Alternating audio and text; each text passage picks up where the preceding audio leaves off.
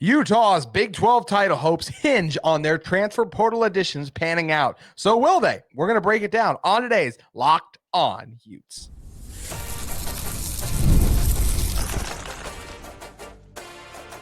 You are Locked On Utes, your daily podcast on the Utah Utes. Part of the Locked On Podcast Network, your team every day.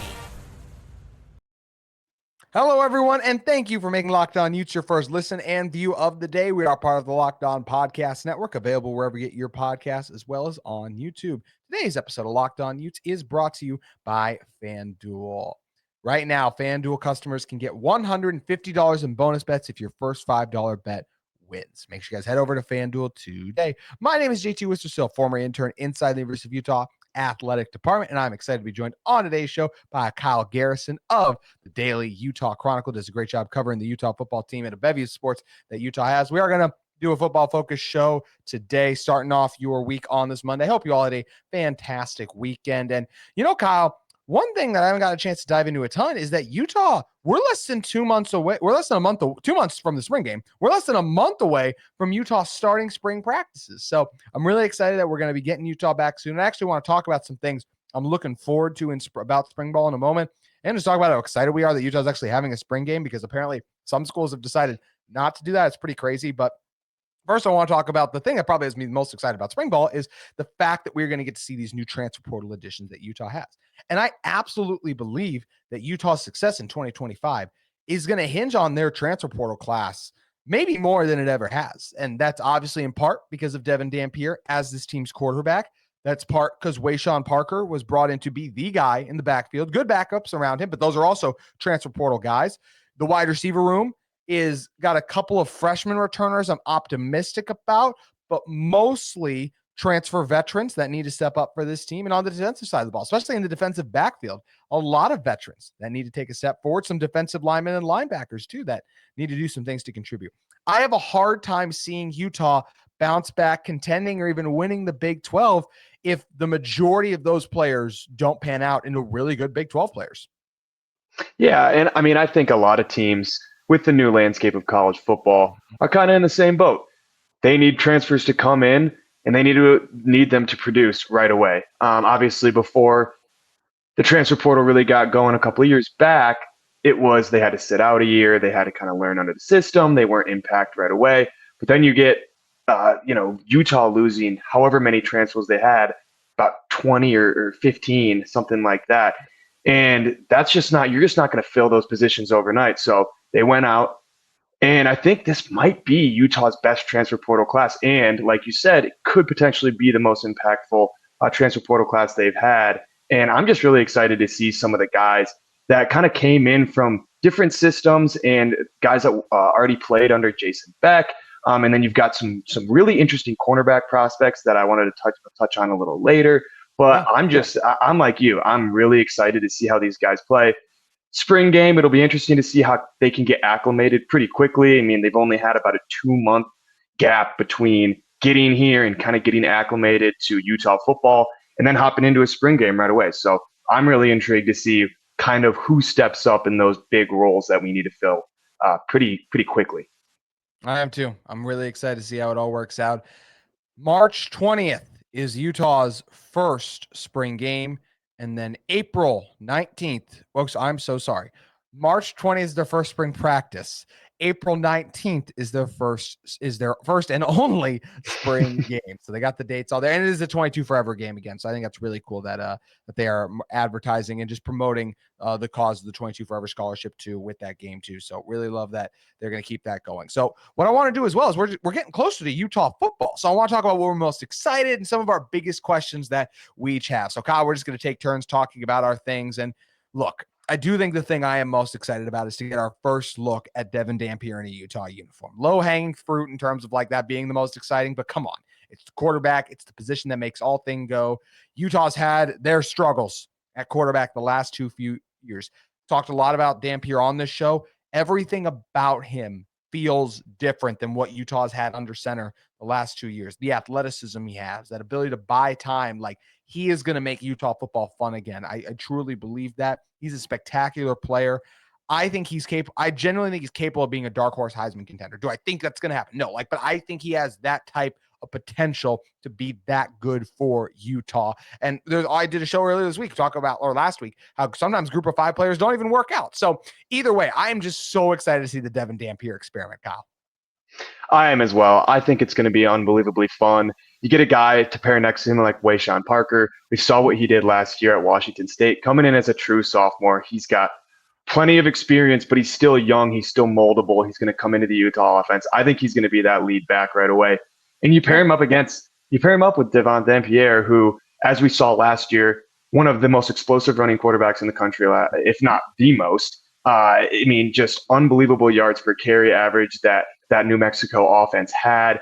And I just feel like Devon Dampier, like you said, it gives Utah football just a new sense of energy. There's something to look forward to.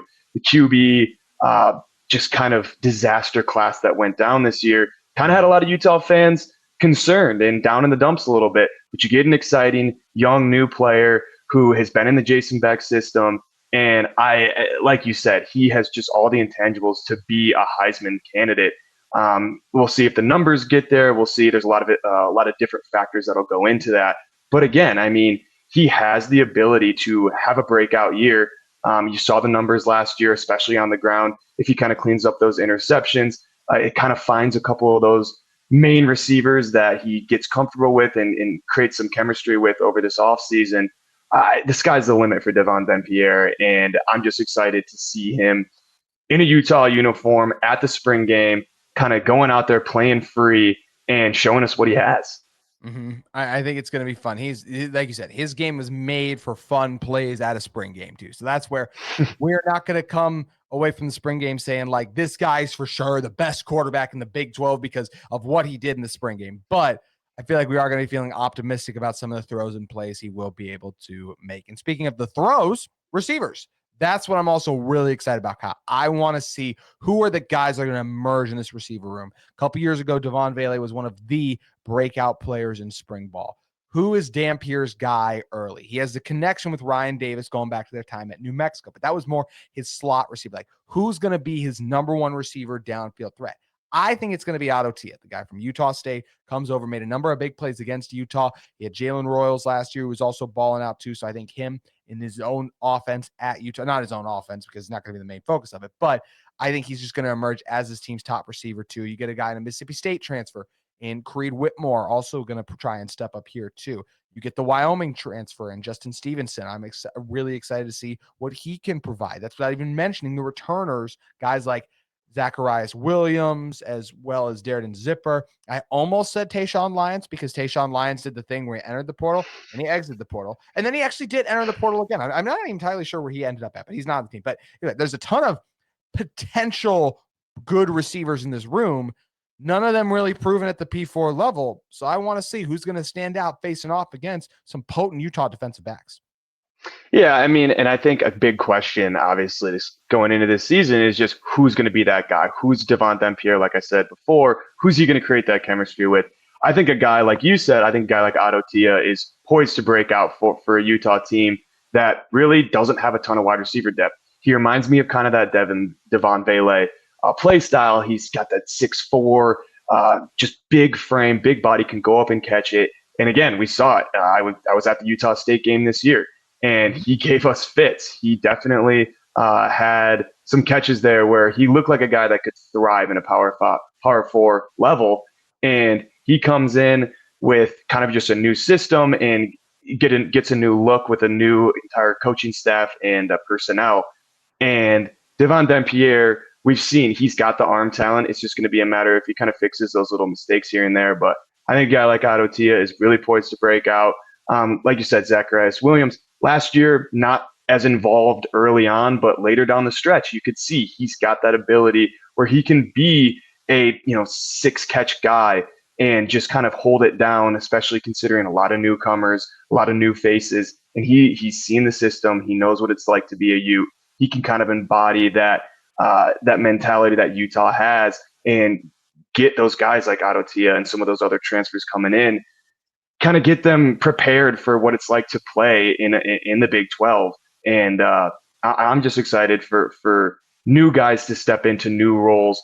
Again, in that spring game, it's going to be really exciting to see kind of who comes out of the pack as a contender to start and contender to be a big playmaker throughout the entire season. Yeah, I'm incredibly excited to see who is going to emerge from the pack as well. And we are just getting started to talk about the things we are most excited about for spring ball. We're going to keep this conversation rolling in one moment. Today's episode of Locked On Utes is brought to you by FanDuel. FanDuel has you covered. When the game tips off, the NBA action is just getting started, and there's no better place to get in on it all than with FanDuel, America's #1 sportsbook. With FanDuel, you can place live bets throughout the game, so even if you miss the opening tip-off or want to bet on the fourth quarter comeback, you can stay in the action. And if you're looking for a big payout, you can even combine your live bets into a same-game parlay.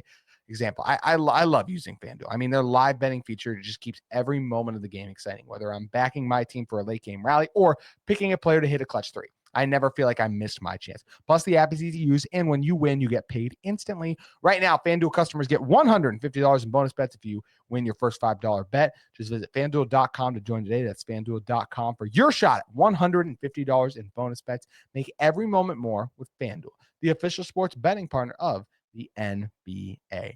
And speaking of the NBA, what a fun time it is now that we are really gearing things up in the NBA. Luka, LeBron, are they going to be able to figure this out? How about the Jazz? Are they going to keep the tank going? Are you guys going to be leaning against the Jazz because you're tanking for Cooper Flag? How are you feeling about them right now?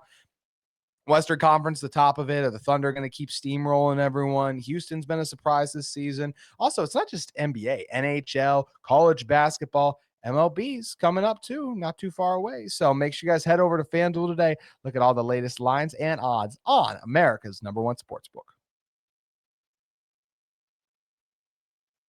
Kyle Garrison back with me here. And Kyle, I've talked a lot about the things I'm really excited for and looking forward to. I want to give you that opportunity. What is something that we haven't talked about yet that you're really excited to look at and just get our first taste of with this Utah team? So one thing that I've kind of been looking at through this offseason is the cornerback room. Obviously, we know what we have now with Smith Snowden and Elijah Davis returning starters from last year. We know Smith Snowden is most likely going to kind of make that transition to the outside.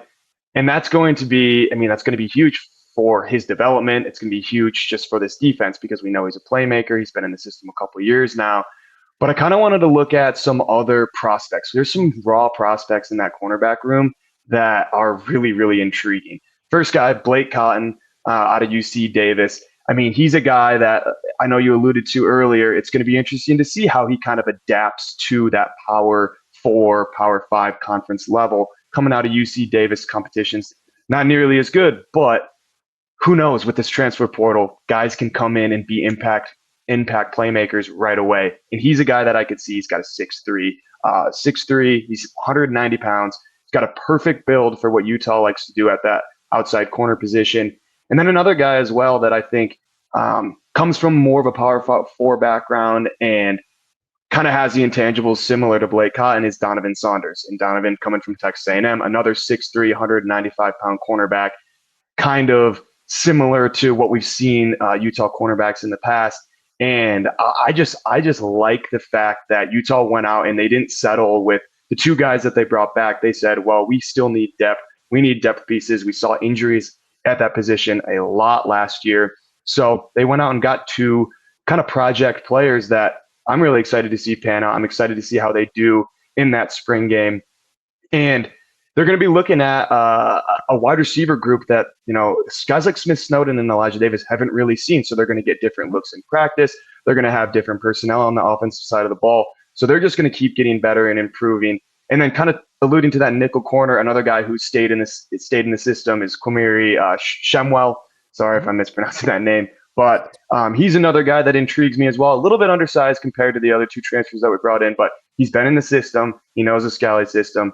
He's kind of poised to kind of take over what Smith Snowden was last year, in my opinion, kind of more at that nickel position. But he's a guy that also has just a ton of raw talent, a ton of raw skill. Not super highly recruited or highly touted out of high school, but with the Utah defense, we know you never know what you're going to get. 2 stars can turn into studs at any given moment in the Scally system. So that's just one position group that I'm really, really intrigued with going into spring ball. Blake Cotton is an interesting story because you mentioned he went against UC Davis. So going against Big Sky competition, shout out Big Sky. But it leads to a very interesting conversation. Is it better to have a guy that played a lot at a FCS level? You see that in Group of Five is a similar thing, obviously still a step up, but like, is it better to have played at FCS level or be a high recruit that didn't produce a lot at a P4? It's a very interesting conversation. I mean, look at a guy I mentioned Tayshawn Lyons earlier. Like, I didn't know where he's transferred to yet. Like, that's a guy transferred from Washington, 4-star receiver. I'm old enough to remember when I was doing shows last year, I was really excited about his potential with this Utah team. Even if it wasn't last year, I thought eventually. But now, as is always the case with the transfer portal, we usually don't get year after year with some of those guys. So I'm excited that Cotton has at least played at this level. I feel like these guys earned the opportunity, is ready to step up. And I think it is cool that even though you have a guy like Kenan Johnson, who did end up leaving the program, a late entry into the transfer portal, a lot of Utah football players who are going to be vying for that one starting spot. And honestly, you really need 4 starting corners. So there's another guy that'll get in there and rotate it a decent amount. And when an injury happens, someone else usually has to step up too. So we'll see how Utah rounds out that cornerback room. Kyle, we've made a lot of interesting position groups, talked about even the one I'm going to mention in a moment here. But it's time to play everyone's favorite game. Who is going to be the backup quarterback? That's right. The battle for the backup quarterback spot is going to be back on in spring ball. And we have a ton of intriguing candidates. In lane number 1, I think Nate Johnson is this team's most likely backup quarterback. I know he wants to make a transition. I think there was at least talked about him being a receiver and playing some other positions and doing things. He will work in as a receiver. I could totally see and believe that. Nate Johnson is by far, outside of Devon Dampier, the quarterback I have the most confidence in operating under center. It just didn't work with Isaac Wilson last year. Could he improve freshman to sophomore year? For sure. But I liked what I saw from Nate Johnson more than what in his time at Utah and even at Vandy than what I saw from Isaac Wilson. So I like Nate Johnson better there. Brandon Zerberg is another guy they added, the Oklahoma transfer. 0 snaps ever at Oklahoma. So, like, could he be good? Sure. But I haven't seen anything from him either. So that's why I still lean Nate Johnson.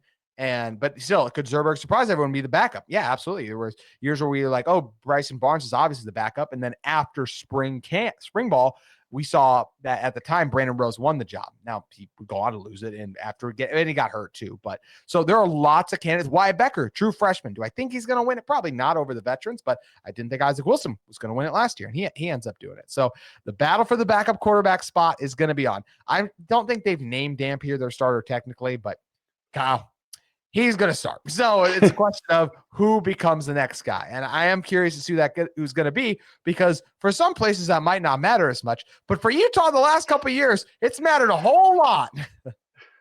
Yeah, I mean, we know this has been a struggle past couple of years with the quarterback just staying healthy and kind of getting a consistent guy under center. So obviously the backup quarterback position becomes extremely important. That's why you kind of brought back a guy like Nate Johnson, who's been in the system before. He's played college football at 2 different big schools, 2 different Power 4 programs, and now he comes back. He's got a year of experience extra under his belt.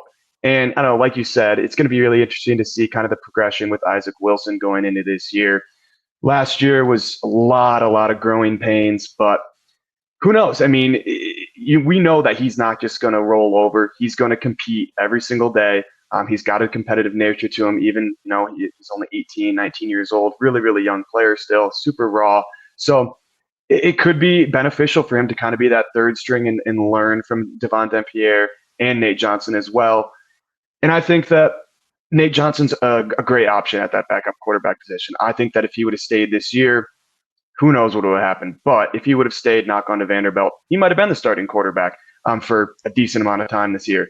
And I think that he would have thrived. I think when he played a couple of years ago, it was similar to the Isaac Wilson situation. He kind of got thrown into the fire, just not enough experience under his belt. But now he's kind of more of a veteran presence in that locker room, and I could see him definitely being that backup with Devon Dampier being the starter. Yeah, lots of options in the backup quarterback room. When we talk about things we're excited about spring ball, a couple honorable mentions or just things that we haven't mentioned yet that I wanted to bring up too. I am curious to see the rest of the running back room. Wayshawn Parker, definitely number 1. I think he's going to be a baller, but you have other guys in there, Devin Green, and as well as, who's the other guy I'm blanking on right now? Naquari Rogers. So there are several guys in that room that I definitely think are going to be able to step up and make an impact in Utah's backfield. So watching and monitoring those guys, the defensive line, who is going to end up being top guys for Utah that are going to end up starting to. Jason Beck, our first look at his new offense too. So anything else I'm forgetting, Kyle, that you're looking forward to taking a look at? Yeah, I mean, you kind of alluded towards it, the D line, that defensive line, ton of turnover from last year. We know what we have in Logan Fano. I think he's going to have a breakout year. He's absolute stud. He showed it last year, and now he's kind of going to be that guy that we're relying on. But it's going to be a matter of who is those supporting pieces around him. And again, a lot of roster turnover, going to be a ton of new faces in there. I'm just excited to see who kind of shows up in the spring game and has that energy, because we know the Utah defense prides themselves on getting to the quarterback and getting in your face, making quarterbacks uncomfortable. Sack Lake City for a reason. So I think it's going to be really cool to see kind of who steps up. I know like Elijah Ellis was somebody maybe, but he moved over to linebacker. So now that position's kind of open. You're looking at a couple guys like Jackson Jones, transferred from Oregon. He's a little bit older, but we'll see if he can kind of come in. And again, like you alluded to, is it better to have a guy who has Power 4 experience, or is it better to kind of look at somebody who came in who is from an FCS or a Group of 5 school that might not have been as highly recruited, but still put up numbers, still played a lot last year. So again, I'm just excited to see who kind of steps up in that role, who is on the other side of Logan Fano and creates havoc, because that's what Morgan Scalley wants. And he's going to play the guys that just make things happen. He is. And I'm very curious to see, especially that defensive tackle room. You get Aliki Vaimahi back, you get Dallas Vailaki back, but you lose the guys who played your top 3 defensive tackles in snaps last year were Samote Pepa, Junior Tafuna, Keanu Tanavasa. They are all gone. I can't remember last time that happened to Utah. So it's Utah. They're always good along the defensive line. I think they will be again. That still, I'm expecting at least a little bit of a regression with how good Tafuna and Tanuvasa were in particular. And Pepa, I thought, would have been really good for this Utah team this year. I will never forget 2022 Samote Pepa against USC and some of those big games he had. That was a special player. Kyle, you mentioned the spring game, just being excited to see a lot of things. Well, I can actually say I'm excited we have a spring game, because apparently that's the thing colleges have decided not to do.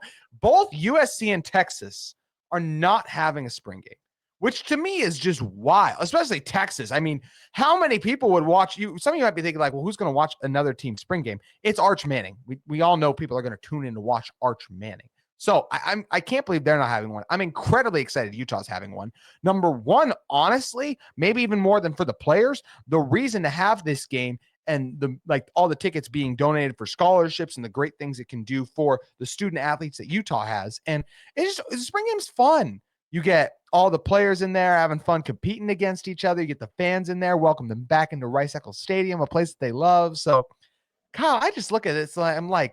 I'm glad Utah's having a spring game, because apparently some teams don't want to. I think it's great that Utah is going to have one, allow the players to get seen by the fans for the first time, the new ones at least to transfer. Just generates hype and excitement. It's kind of a fun family atmosphere. Like I don't understand why Texas and USC are foregoing it. Then again, though, Kyle, I don't understand a lot of things that are going on at USC right now.